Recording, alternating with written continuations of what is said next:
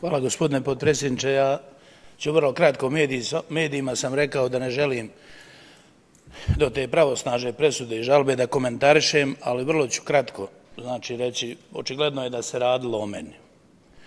Znači, svak živi i u Zvorniku i okolo zna taj slučaj od 2017. da ja to nisam uradio. Svako živi zna to, kogo želi da pita.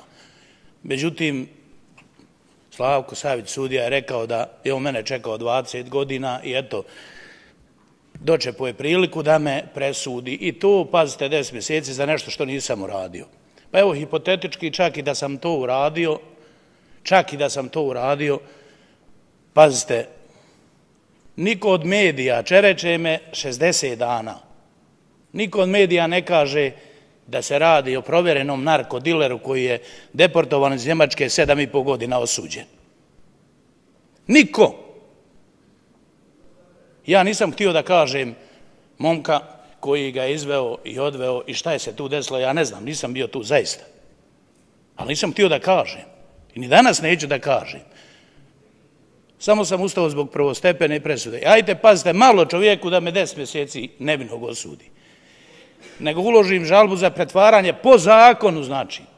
Blaža kazna se primjenjuje.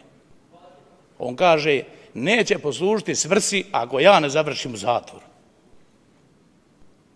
I? Dobro. Žalba je na okružnom. Ok, neću dalje da komentarišem.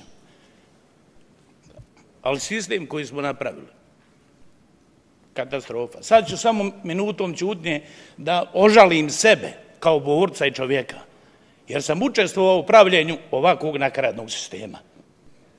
I to je sve.